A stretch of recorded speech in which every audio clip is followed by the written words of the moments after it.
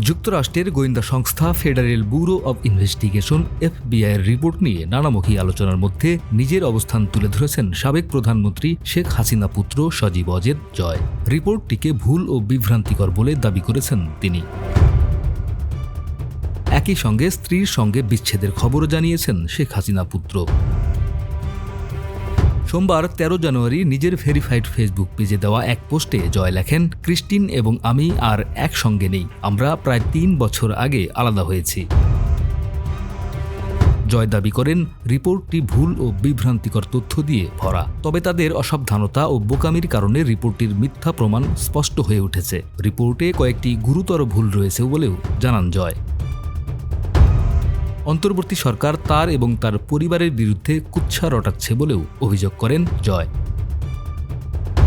মার্কিন গোয়েন্দা সংস্থা FBI-এর প্রতিবেদনে বলা হয়েছে, ক্ষমতাচ্যুত প্রধানমন্ত্রী শেখ হাসিনার ছেলে ও তার সাবেক ICT বিষয়ক উপদেষ্টা সজীব অজেদ জয়ের মালিকানায় আছে বিলাসবহুল 8টি গাড়ি। এছাড়া 5টি প্রতিষ্ঠানের সঙ্গে তার সম্পৃক্ততা রয়েছে।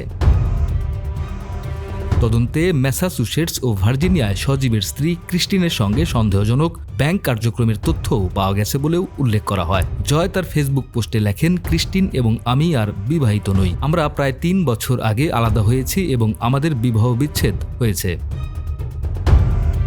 2023 সালের 23 এপ্রিল মার্কিন বিচার বিভাগের অপরাধ বিভাগের সহকারী অ্যাটর্নি জেনারেলের কাছে FBI এসব তথ্য উল্লেখ করে প্রতিবেদন জমা দেয়। ওই প্রতিবেদনের একটি অনুলিপি গত ডিসেম্বরে দুর্নীতি দমন কমিশন দুদক পেয়েছে বলে সংস্থাটির কর্মকর্তারা জানিয়েছেন। জয়ের দাবি, তারা যে FBI এজেন্টের নাম উল্লেখ করেছে তিনি বহু বছর আগে FBI থেকে অবসর নিয়েছেন।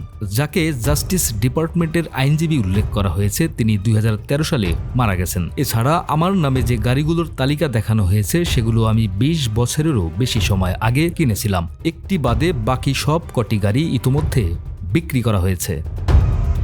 ডেস্ক রিপোর্ট, আমাদের সময়।